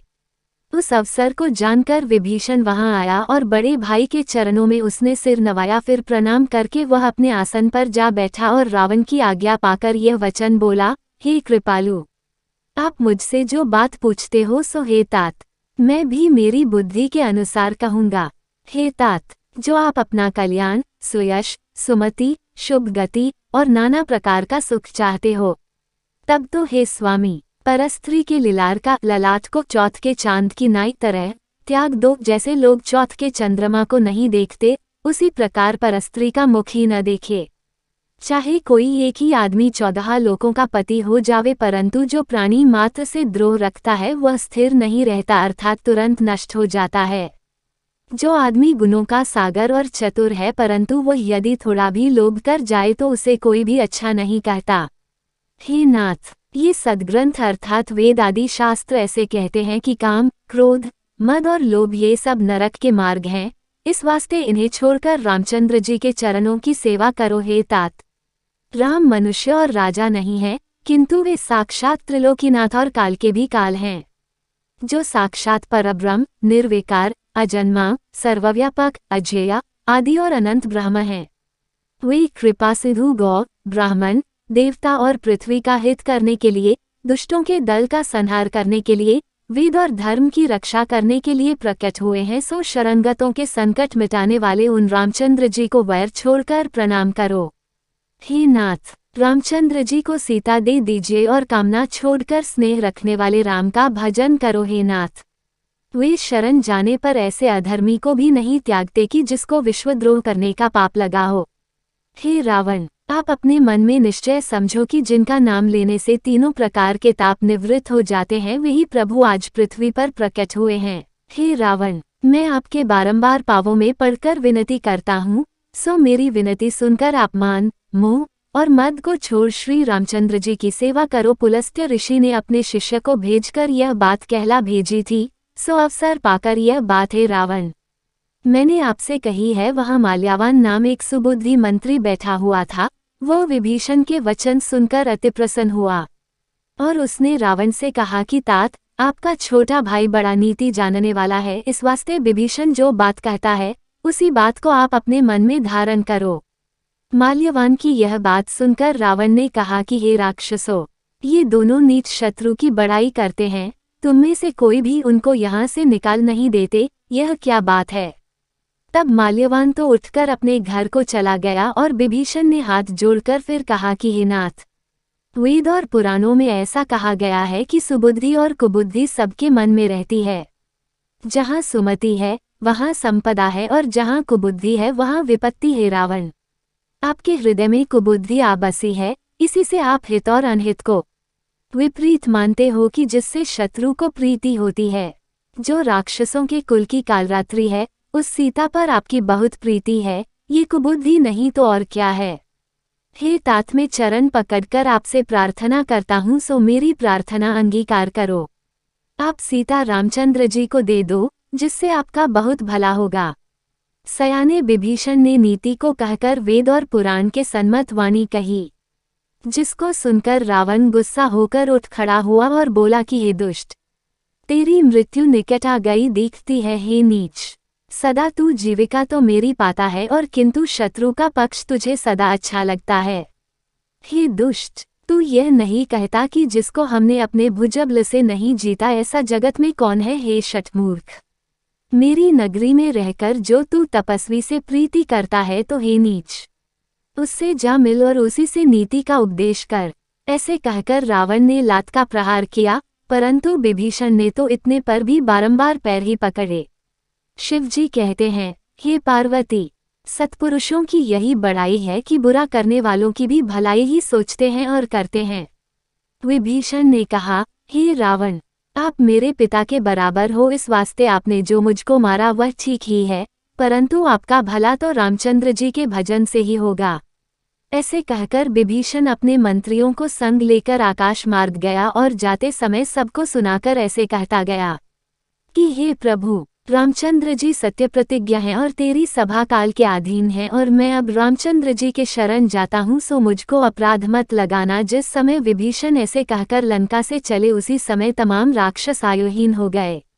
महादेव जी ने कहा कि हे पार्वती, साधु पुरुषों की अवज्ञा करनी ऐसी ही बुरी है कि वह तुरंत तमाम कल्याण को नाश कर देती है। रावण ने जिस समय विभीषण का परित्याग किया, उसी क्षण वह मंदभागी विभवहीन हो गया।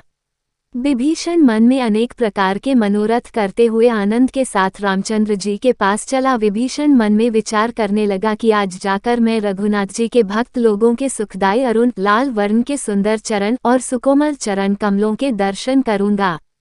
कैसे हैं वे चरण कमल की, जिनको परस्पर स्पर्श पाकर गौतम ऋषि की स्त्री अहल्या ऋषि के शाप से पार उतरी, जिनसे दंडक वन पवित्र हुआ है, जिनको सीताजी अपने हृदय में सदा लगाए रहती हैं, जो कपटी हरिण मारीच राक्षस के पीछे दौड़े। रूप हृदय रूपी सरोवर भीतर कमल रूप हैं, उन चरणों को जाकर मैं देखूंगा। अहो, मेरा बड़ा भाग्य है, जिन चरणों की पादुकाओं में भरत जी रात दिन मन लगाए हैं, आज मैं जाकर इन्हीं नेत्रों से उन चरणों को देखूंगा। विभीषण इस प्रकार प्रेम सहित अनेक प्रकार के विचार करते हुए तुरंत समुद्र के इस पार आए। वानरों ने विभीषण को आते देखकर जाना कि यह शत्रु का कोई विशेष दूत है। वानर उनको वहीं रखकर सुग्रीव के पास आए और जाकर उनके सब समाचार सुग्रीव को सुनाए। तब सुग्रीव ने जाकर रामचंद्र जी से कहा कि हे प्रभु, रावण का भाई आपसे मिलने को आया है। तब रामचंद्र जी ने कहा कि हे सखा, तुम्हारी क्या राय है, तुम क्या समझते हो।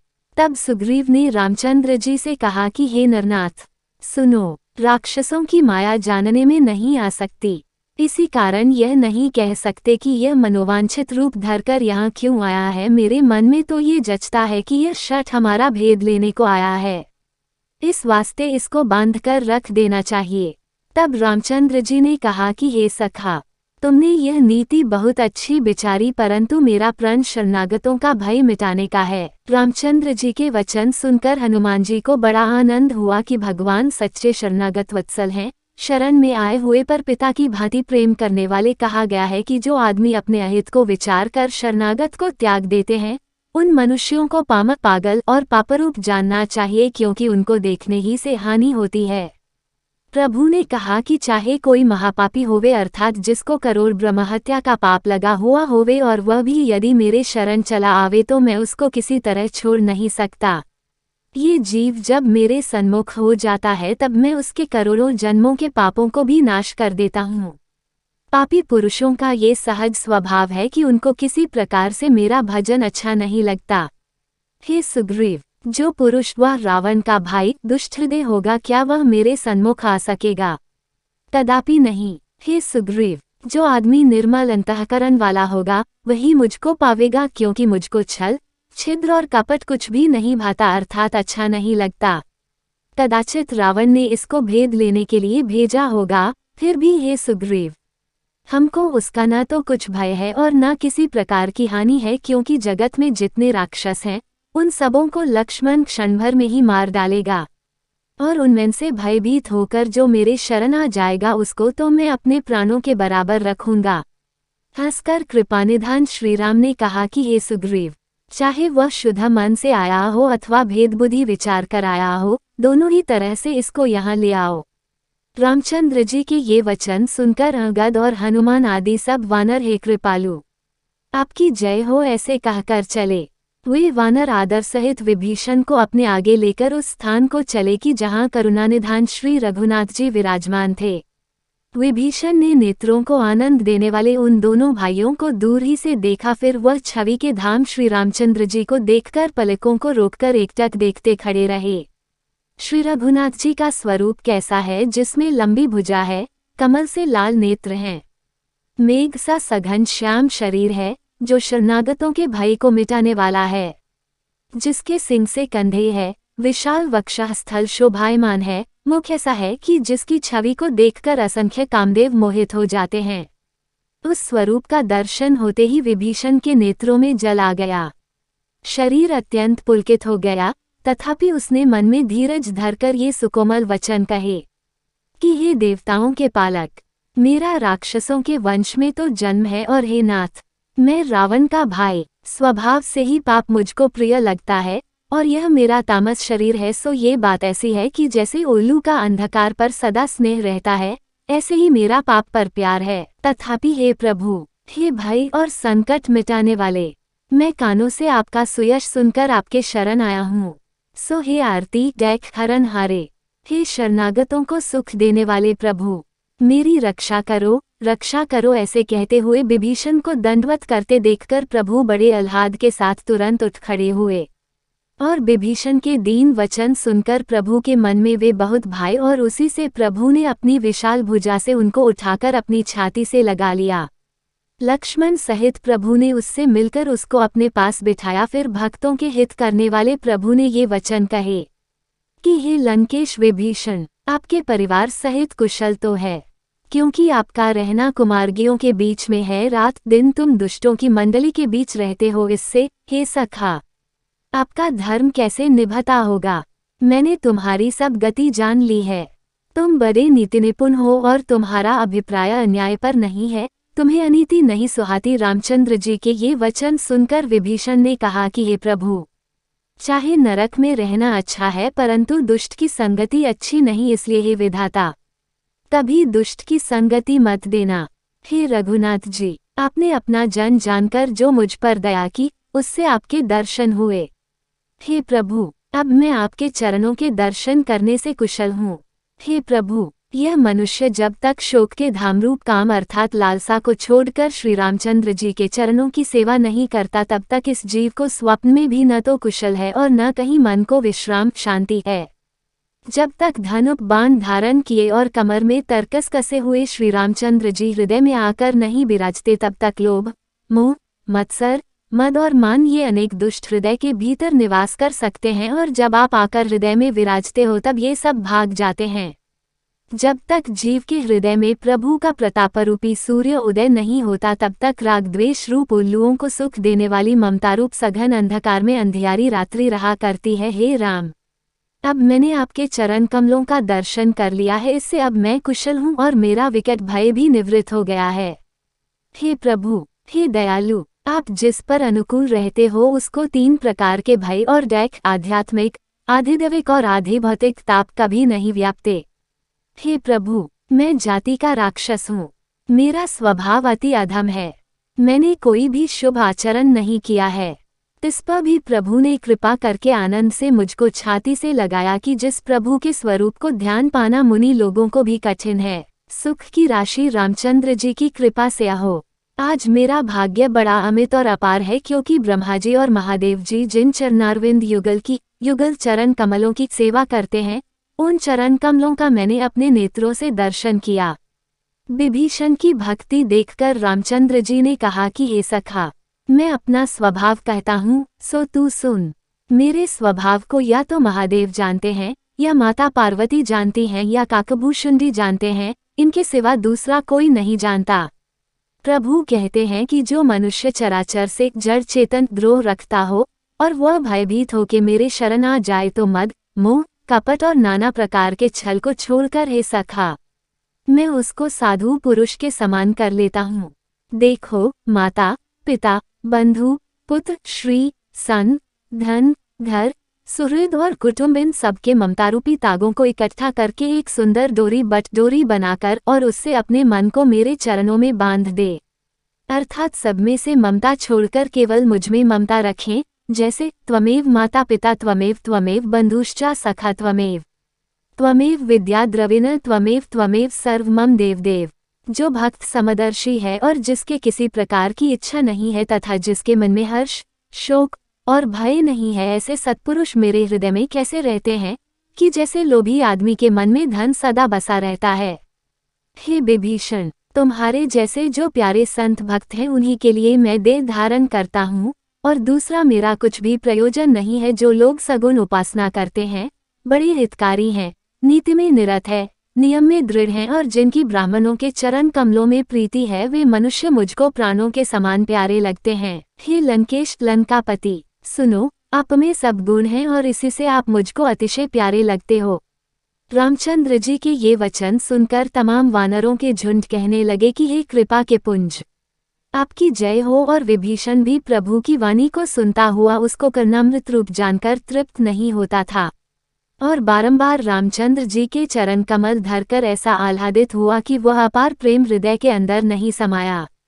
इस दशा को पहुंचकर विभीषण ने कहा कि हे देव, चराचर सहित संसार के चराचर जगत के स्वामी, हे शरणागतों के पालक, हे हृदय के अंतर्यामी, सुनिए, पहले मेरे जो कुछ वासना थी वह भी आपके चरण कमल की प्रीतिरूप नदी से बह गई।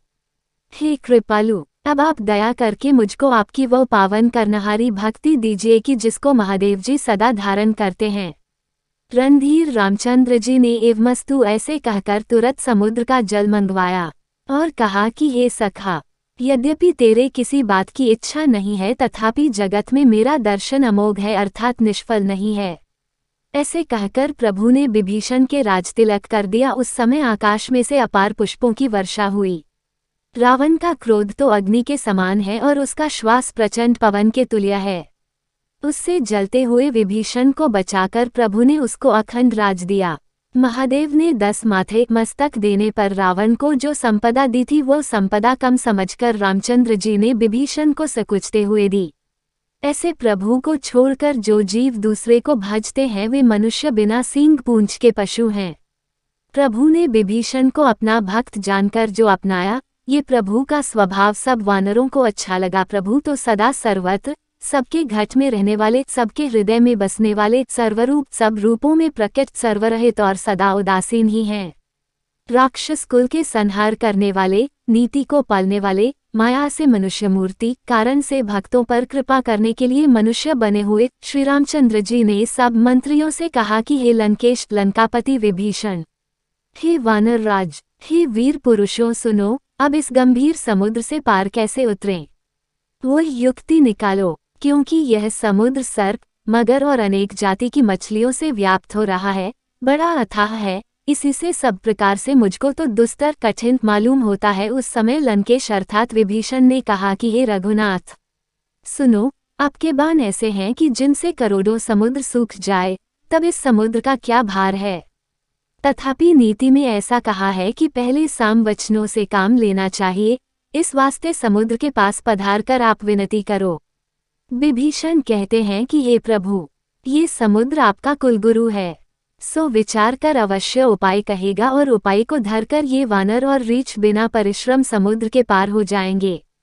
विभीषण की यह बात सुनकर रामचंद्र जी ने कहा कि हे सखा, तुमने यह उपाय तो बहुत अच्छा बतलाया और हम इस उपाय को करेंगे भी, परंतु यदि दैव सहाय होगा तो सफल होगा।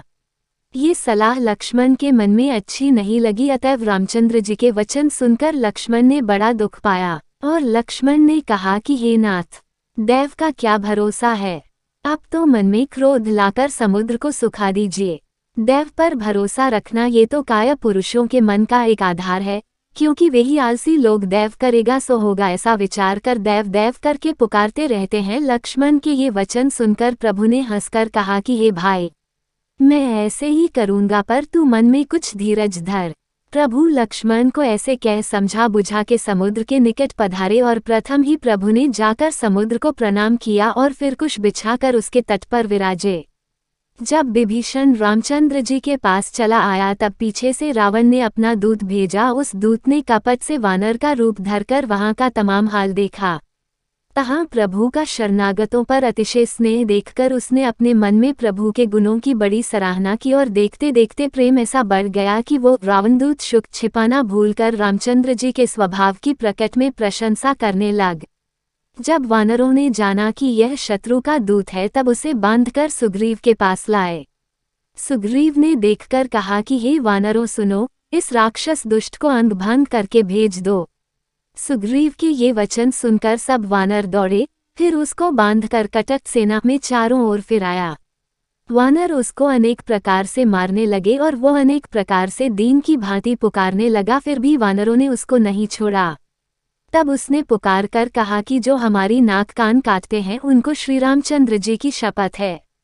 सेना में खरभर सुनकर लक्ष्मण ने उसको अपने पास बुलाया और दया आ जाने से हंसकर लक्ष्मण ने उसको छुड़ा दिया। एक पत्री लिखकर लक्ष्मण ने उसको दी और कहा कि यह पत्री रावण को देना और उस कुलघाती को कहना कि ये लक्ष्मण के हित वचन संदेशे को बाँचो और उस मूर्ख से मेरा बड़ा अपार संदेशा मुझसे भी कह देना कि या तो तू सीताजी को दे दे और हमारे शरण आ जा, नहीं तो तेरा काल आया समझ। लक्ष्मण के ये वचन सुन तुरंत लक्ष्मण के चरणों में सिर झुकाकर रामचंद्र जी के गुणों की प्रशंसा करता हुआ वह वहां से चला। रामचंद्र जी के यश को गाता हुआ लंका में आया। रावण के पास जाकर उसने रावण के चरणों में प्रणाम किया। उस समय रावण ने हंसकर उससे पूछा कि हे शुक, अपनी कुशलता की बात कहो और फिर विभीषण की कुशल कहो कि जिसकी मौत बहुत निकट आ गई है। उस शठ ने लंका को राज करते करते छोड़ दिया, सो अब उस अभागे की जव के जो के घुन के कीड़ा समान दशा होगी, अर्थात जैसे जव पीसने के साथ उसमें का घुन भी पिस जाता है, ऐसे राम के साथ वह भी मारा जाएगा। फिर कहो कि रीछ और वानरों की सेना कैसी और कितनी है कि जो कठिन काल की प्रेरणा से इधर को चली आती है। हे शुक, अभी उनके जीव की रक्षा करने वाला बेचारा कोमल हृदय समुद्र हुआ है। उनके और राक्षसों के बीच में यदि समुद्र न होता तो अब तक राक्षस उन्हें मारकर खा गए होते। सो रहे, इससे कितने दिन बचेंगे। और फिर उन तपस्वियों की बात कहो जिनके हृदय में मेरी बड़ी त्रास बैठ रही है, मेरा बड़ा डर है। हे शुक, क्या तेरी उनसे भेंट हुई? क्या वे मेरी सुख्याति सुयश कानों से सुनकर पीछे लौट गए? हे शुक, शत्रु के दल का तेजार बल क्यों नहीं कहता? तेरा चित चकित सा भौचक्का सा कैसे हो रहा है? रावण के ये वचन सुनकर शुक ने कहा कि हे नाथ, जैसे आप कृपा करके पूछते हो ऐसे ही क्रोध को त्याग कर जो वचन में कहूँ उसको मानो।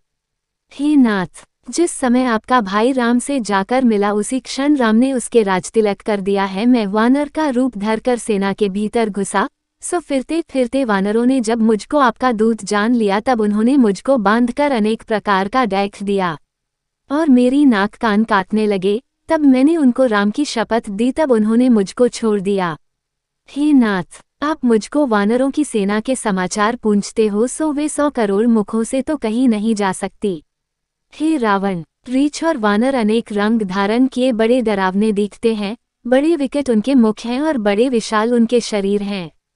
हे रावण, जिसने इस लंका को जलाया था और आपके पुत्र अक्षय कुमार को मारा था, उस वानर का बल तो सब वानरों में थोड़ा है।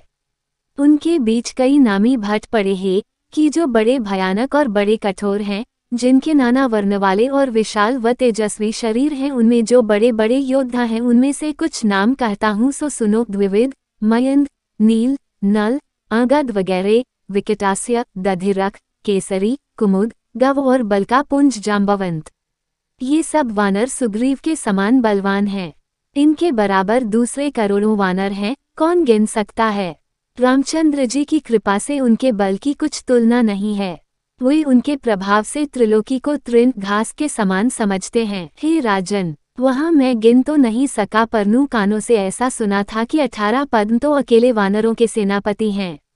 हे नाथ, उस कटक में सेना ऐसा वानर एक भी नहीं है कि जो रण में आपको जीत न सके। सब वानर बड़ा क्रोध करके हाथ मींचते हैं, परंतु बेचारे करें क्या।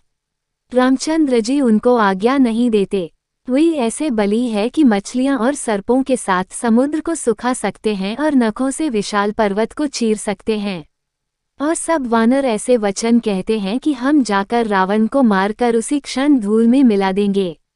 वे स्वभाव से ही निशंक है, सो बेधड़क गरजते हैं और तर्जते हैं मानो वे अभी लंका को ग्रसना निगलना चाहते हैं। हे रावण, वे रीछ और वानर अव्वल तो स्वभाव ही से शूरवीर हैं और तिस पर फिर श्री रामचंद्र जी सिर पर हैं।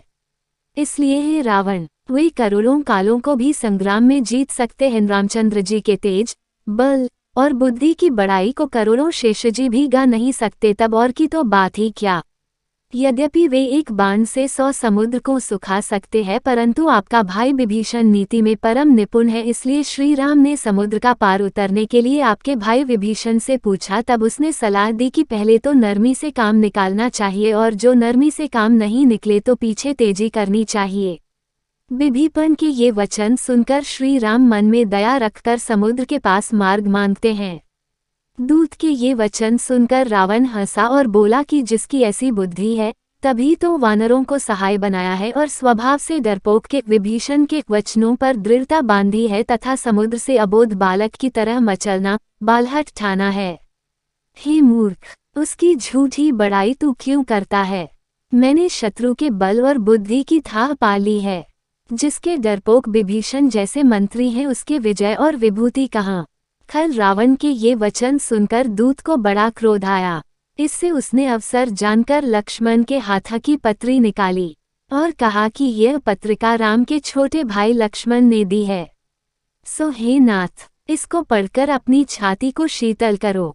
रावण ने हंसकर वह पत्रिका बाएं हाथ में ली और यह शठ मूर्ख अपने मंत्रियों को बुलाकर पाने लगा। पत्रिका में लिखा था, हे शठ, अरे मूर्ख, तू बातों से मन को भले रिझा ले। हे कुलांतक, अपने कुल का नाश मत कर। रामचंद्र जी से विरोध करके विष्णु, ब्रह्मा और महेश के शरण जाने पर भी तू बच नहीं सकेगा। तू अभिमान छोड़कर अपने छोटे भाई के जैसे प्रभु के चरण कमलों का भ्रम हो जा, अर्थात रामचंद्र जी के चरणों का चेहरा हो जा। अरे खल, रामचंद्र जी के बाण रूप आग में तू कुल सहित पतंग मत हो। जैसे पतंग आग में पड़कर जल जाता है, ऐसे तू रामचंद्र जी के बाण से मृत्यु को मत प्राप्त हो। ये अक्षर सुनकर रावण मन में तो कुछ डरा, परंतु ऊपर से हंसकर सबको सुना के रावण ने कहा कि इस छोटे तपस्वी की वाणी का विलास तो ऐसा है कि मानो पृथ्वी पर पड़ा हुआ आकाश को हाथ से पकड़े लेता है। उस समय शुक ने दूत कहा कि हे नाथ, ये वाणी सब सत्य है, सो आप स्वाभाविक अभिमान को छोड़कर समझ लो। हे नाथ, आप क्रोध तजकर मेरे वचन सुनो और राम से जो विरोध बांध रखा है उसे छोड़ दो। यद्यपि वे राम सब लोगों के स्वामी हैं, तो भी उनका स्वभाव बड़ा ही कोमल है। आप जाकर उनसे मिलोगे तो मिलते ही वे आप पर कृपा करेंगे। आपके एक भी अपराध को वे दिल में नहीं रखेंगे। हे प्रभु, एक इतना कहना तो मेरा भी मानो कि सीता को आप रामचंद्र जी को दे दो। शुक ने कई बातें कहीं, परंतु रावण कुछ नहीं बोला। परंतु जिस समय सीता को देने की बात कही, उसी क्षण उस दुष्ट ने शुक को, दूत को लात मारी। तब वह भी विभीषण की भांति रावण के चरणों में सिर नमाकर वहां को चला कि जहां कृपा के सिंधु श्री रामचंद्र जी विराजे थे। रामचंद्र जी को प्रणाम करके उसने वहां की सब बात कही। तदनंतर वह राक्षस रामचंद्र जी की कृपा से अपनी गति अर्थात मुनि शरीर को प्राप्त हुआ। महादेव जी कहते हैं कि हे पार्वती, ये पूर्वजन्म में बड़ा ज्ञानी मुनि था, सो अगस्त्य ऋषि के शाप से राक्षस हुआ था। यहाँ रामचंद्र जी के चरणों को बारंबार नमस्कार करके फिर अपने आश्रम को गया।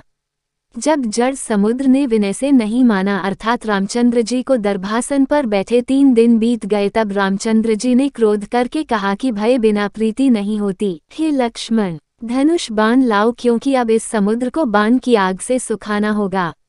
देखो, इतनी बातें सब निष्फल जाती हैं। शठ के पास विनय करना, कुटिल आदमी से प्रीति रखना, स्वाभाविक कंजूस आदमी के पास सुंदर नीति का कहना, ममता से भरे हुए जन के पास ज्ञान की बात कहना, अतिलोभी के पास वैराग्य का प्रसंग चलाना, क्रोधी के पास समता का उपदेश करना, कामी लंपट के पास भगवान की कथा का प्रसंग चलाना और ऊसर भूमि में बीज बोना, ये सब बराबर है। ऐसे कहकर रामचंद्र जी ने अपना धनुष चढ़ाया। ये रामचंद्र जी का मत लक्ष्मण के मन को बहुत अच्छा लगा।